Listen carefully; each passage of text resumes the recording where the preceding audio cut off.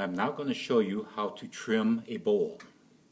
Now, footing a bowl will go on ahead and take care of three problems that most stone pieces have. First, it's going to define the shape. It's going to clean it up. Take care of the extra clay that you have here, and so it'll take some of the weight off of it.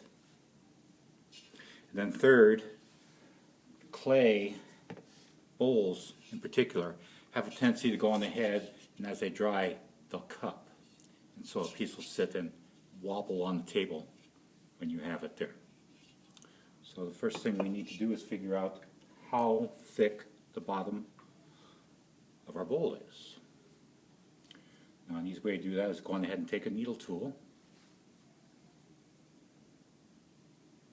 go through the bottom,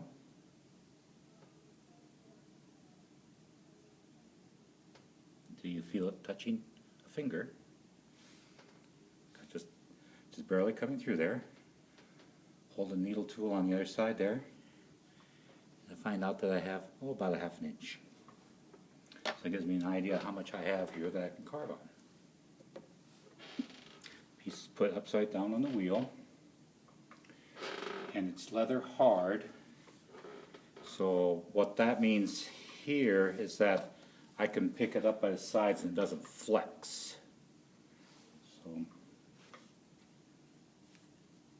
I will put it on the wheel and secure it with a couple pieces of clay. You'll notice I dampened down my bat so that the clay would stick to this, so I don't lose it halfway through trimming. We'll see if we have it centered. Now to center it, the bottom will be going a little bit off kilter here. I want to have my needle tool to where it would just barely go off the edge. And I'm going to have a thick place, a little cusp of the moon on the other side there. So what I want is to have the thickest part of that foot there towards me. And I want to push the fat away about half this distance. This is less than 1/4 of an inch.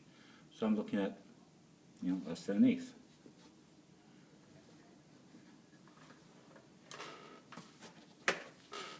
Double check. And I have the bowl centered. So remember, I have a half an inch in this very center here. So I'm going to go on ahead and give my pot the belly button. And I'm going down about 1/4 of an inch. So I have an idea of where the very top part of this inside curve is going to be here. This part right here.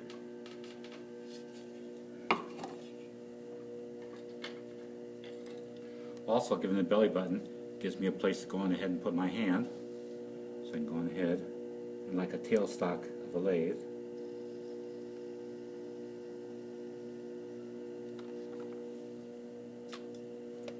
go on ahead and needle tool it off.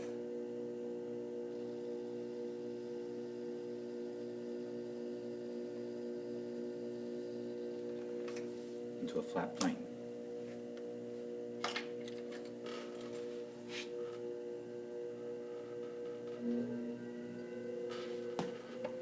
So now I'll take a ribbon tool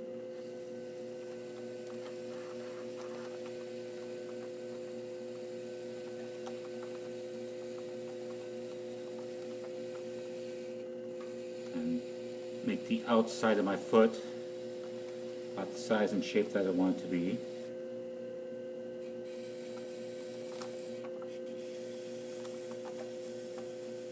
And then work on the shape of my bowl itself here.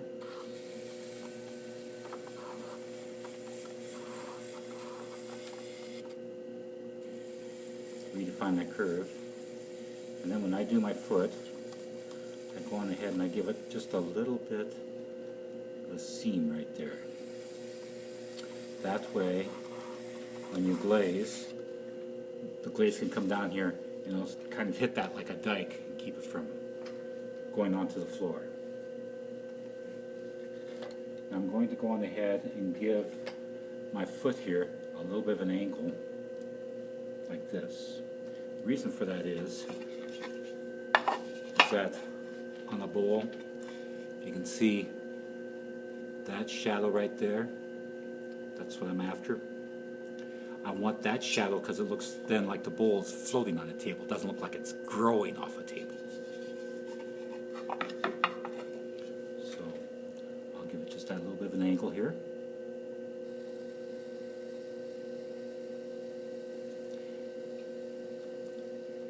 And I'm pointing up to where I think the foot's about going to end. This is the part that's going to be sitting on right here.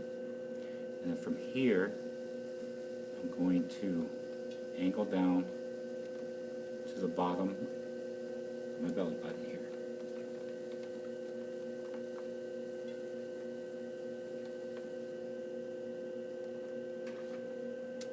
And that gives me a nice flat surface to go on ahead and work with.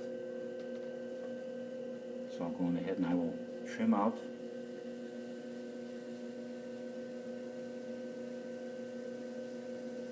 the extra clay that I don't want in here.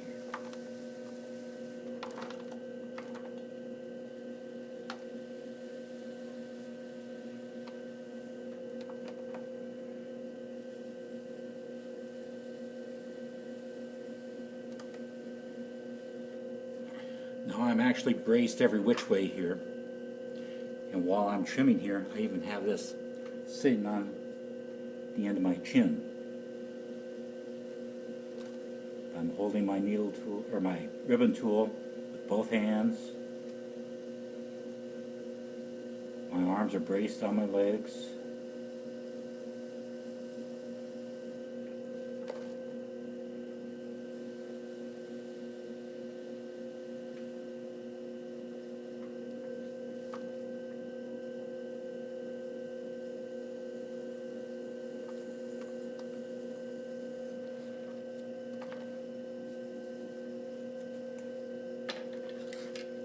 Just a little bit underneath here.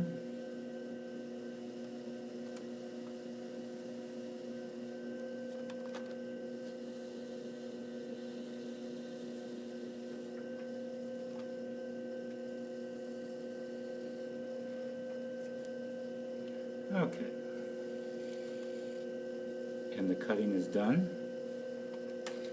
I'll slow down just a little bit. And then I will take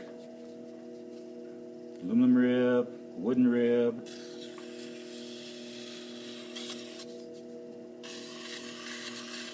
just slightly press it down so I don't have the open grain of the clay that's just been cut here.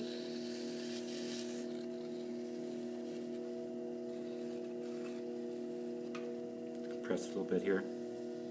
And then this place here where it actually sits on the table here, take my fingers and lightly smooth it off so it doesn't scratch up the table and get set on there.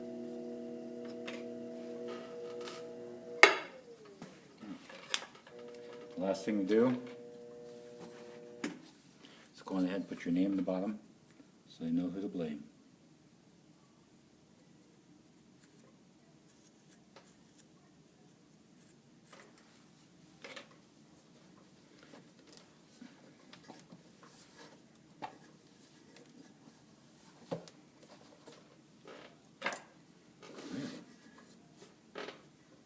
Bowl's done.